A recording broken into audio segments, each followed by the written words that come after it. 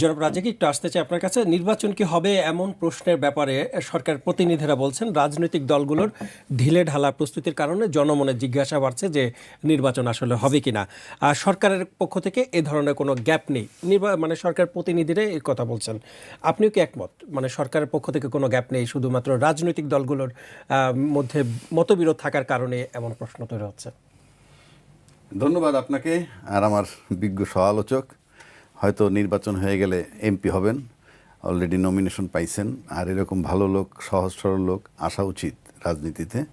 যদি আমার ভুলে যাবে পরে, তখন হয়তো বলবে যে আমার বিরোধিতা করছেন আপনি টক শোতে, এই জন্য। যাই হোক, তো হাবিব ভাই আমি ভালো জানি।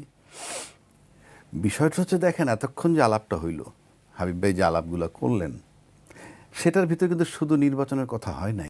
উনি কি বলতে পারছেন যে আর কোনো কথা নাই, নির্বাচন হচ্ছে?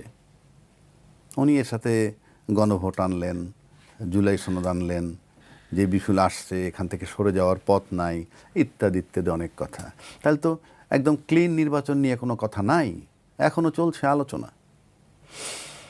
2 নম্বর কথা হচ্ছে যে গণতান্ত্রিক ধারায় দেশটাকে ফিরে আনতে চায় হাবিব ভাইরা। ভালো, দেশটা ফিরে আনতে চায় গণতান্ত্রিক ধারায়।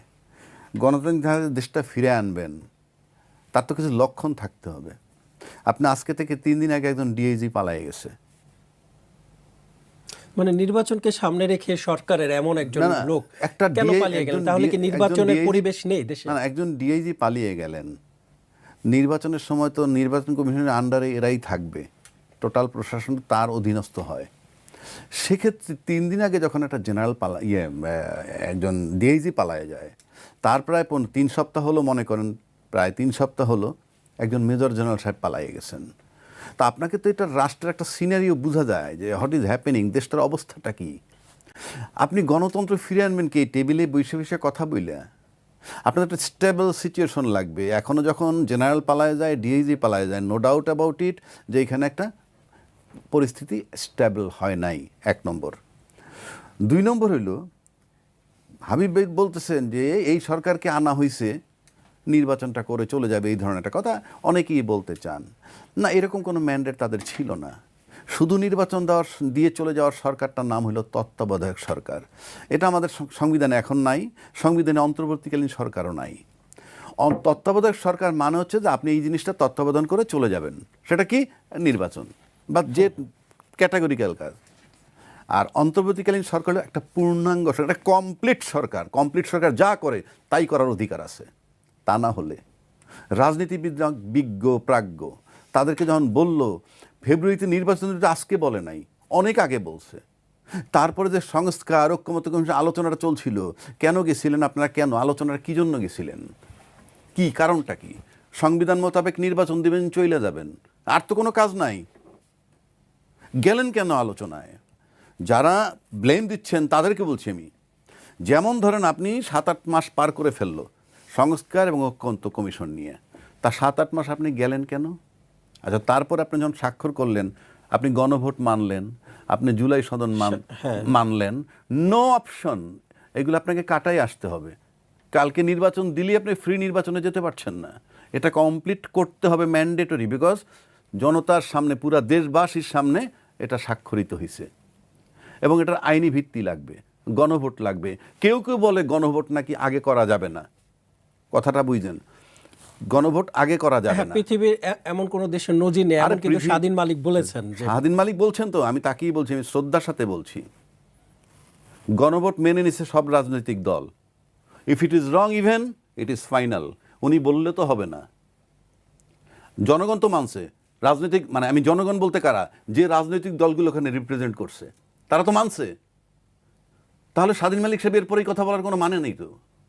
মাইনে আসছি তো আমরা, যে জিনিসটা আমি মাইনে আসছি সেটা আপনি এখন বলতেছেন মানা যায়, মানে হয় না। আপনি আপনি আপনি এটা বলার অধিকার ওনার নাই বলে আমি মনে করি। ওনাকে দায়িত্বশীল পদে ডাকা হয়েছিল, তো জান নাই যখন কমেন্ট না করা ভালো। কারণ জনগণ যেটা মেনে নিবে, জনগণ গণভোট মেনে নিছে, এই মুহূর্তে কোনো সংবিধান নাই, তাহলে কি হবে? কি? আর যে সংবিধানটার কথা বলা হচ্ছে, সেই সংবিধান যে সংসদ ভেঙে যাওয়ার পর 3 মাসের মধ্যে নির্বাচন করতে হয়, কিংবা আরও যদি কোনো কারণ থাকে আরও 3 মাস, 180 দিন, রাজনীতিবিদরা কি ঘুমাইছিলেন? সরকার অজ্ঞ, সরকার মূর্খ, এরা গার্মেন্ট কি বলে এরা এনজিও চালায়, এরা আমেরিকার থেকে আসছে, অনেক অভিযোগ আছে তাদের বিরুদ্ধে, আমি একমত, অভিযোগ আছে, ভালো কথা। আপনারা কোথায় ছিলেন? আমি তো আজ পর্যন্ত কারো কাছে শুনি নাই যে ঐক্যমতের ইয়েতে কমিশনে গিয়ে বলছে যে সংসদ ভেঙে গেছে, সর্বোচ্চ কিন্তু প্রথম 3 মাস, কোনো কারণ না হলে আরও 3 মাস নিয়ে 180 দিনের মধ্যে নির্বাচন, কেউ বলে নাই। তাই তার মানে কি? ভায়োলেশন অফ কনস্টিটিউশন তো হয়েই গেছে, সবাই মিলে কনস্টিটিউশন ভাঙতেছেন। আপনার তো না বলেন নাই কেন? আমার কথা হলো এখানে আপনি বলেন নাই কেন সাংবিধানিকভাবে 180 দিনের মধ্যে নির্বাচন দিতে হবে? এই কথাটা কেউ তুলছে? এই যে রাজনীতিবিদ এতজন গেছেন, কেন তুলেন নাই?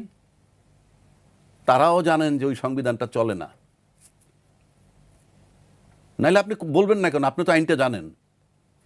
2 নম্বর আসেন, ফাইনালি যখন তারা স্বাক্ষর টাক্ষর করে আসলো, তারপরে বলল মত অনৈক্য নিয়ে কিন্তু জমা দিছে সবাই, মত অনৈক্য, নোট অফ ডিসেন্ট সহ। তখন বলছে কি যে ঠিক আছে, আমরা এখন নোট অফ ডিসেন্ট সহ যে যেভাবে দিছি জমা দিছি, এখন সরকার আমাদেরকে সিদ্ধান্ত জানাবে। এই গ্যাপের মধ্যে কি বলা হয়েছে? সরকার প্রতারণা করছে। আমি কিন্তু এই প্রতারণারে চ্যালেঞ্জ করছি না, আমি ওনাদেরটা মেনে নিছি, সরকার প্রতারণা করছে, কথাটা পরিষ্কার।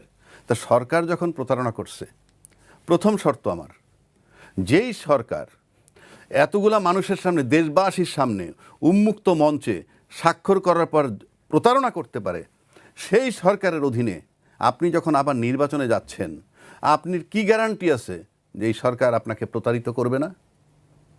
আপনার গ্যারান্টি কি?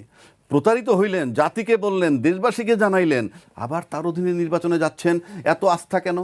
প্রতারকের উপর আপনার আস্থা কেন থাকবে? আপনি ওইখানে প্রতারিত হবেন না, গ্যারান্টি কি? 2 নম্বর, এখন আবার বলতেছে 7 দিনের মধ্যে সরকার বলছে যে আপনার ঐক্যমত হয়ে আসেন, সেখানে উনি ব্লেম দিলেন, না ওটা এখন পারবেন না। আপনি যদি তার প্রতারক না বলতেন, তাহলে তো এটা ফেরত আসতো না, যে ঠিক আছে আমি প্রতারক বলছো মেনে নিলাম, কথার কথা। এটা তো বলে নাই যে আমি প্রতারক মেনে নিছি, আমি তর্কের খাতিরে ধরে নিলাম। তো ঠিক আছে, প্রতারণা যখন করা হয়েছে, বলা হচ্ছে, তাহলে ঠিক আছে আমরা বাদ দিলাম, আপনাদেরকে 7 দিন টাইম দিলাম, আপনার ঐক্যমতটা এসে দেখান।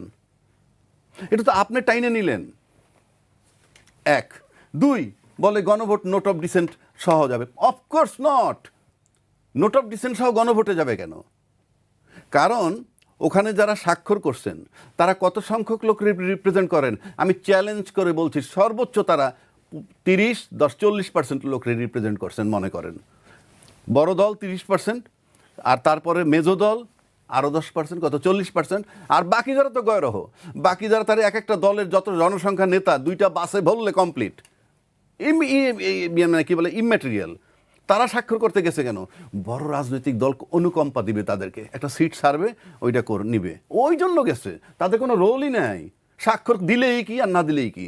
তাহলে বড় 2টা দল মাত্র 40% লোকের পক্ষে স্বাক্ষর করে আসছেন, বাকি 60% হলো দলবিহীন জনগণ। তার থেকে যদি আওয়ামী লীগ জাতীয় পার্টি আপাতত বাদ দিয়ে আরও 20 যদি বাদ দেই, তাহলে 40% লোক আছে দলবিহীন জনগণ।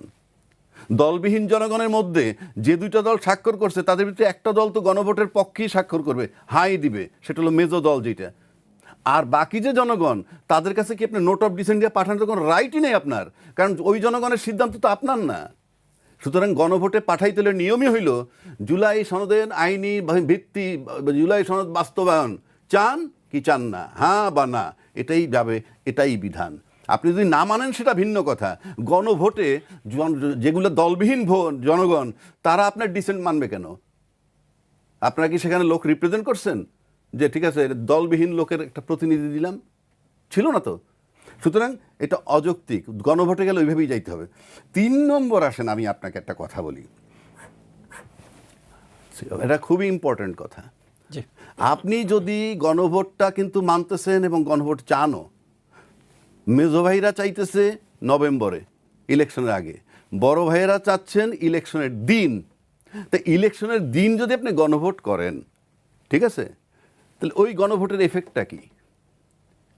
1, আর আপনি যে নির্বাচনটা করতেছেন কোন আইনে করতেছেন? গণভোট আগে হইলে জুলাই সনদের আইনি ভিত্তি পাবে, যেখানে আপার হাউস লোয়ার হাউস আছে, তার ভিত্তিতে নির্বাচন হবে, তখন ওই লাইনে নির্বাচন হবে। নাহলে আপনি এখন যে নির্বাচনটা করতে যাচ্ছেন, সাথে গণভোটের তো কোনো এটার সাথে রিলেশনই নেই, 2টা 2 জিনিস। আপনি এই ভাগ করছেন, তাহলে গণভোটের রেজাল্টের ইম্প্যাক্টটা কি?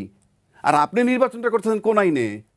যেহেতু আপনারা কেউ প্রশ্ন রেজ করেন নাই যে সংসদ ভেঙে যাওয়ার পর সর্বোচ্চ 90 দিন, আরো সর্বোচ্চ নিলে 180 দিন, এই প্রশ্ন কোনো রাজনৈতিক দল কেন তুললেন না? সুতরাং ওই সংবিধানে নির্বাচন হইতেছে এটা বলার রাইট তাদের নাই। ওই সংবিধানে নির্বাচন হচ্ছে না বললে তার ব্যাখ্যা রাজনৈতিক দলের দিতে হবে যে আপনারা কেন রেজ করলেন না। আর এই সরকার তো দায় সারা গোছ, চলে যাব, হইলে হইলে নির্বাচন, না হলে চলে যাব।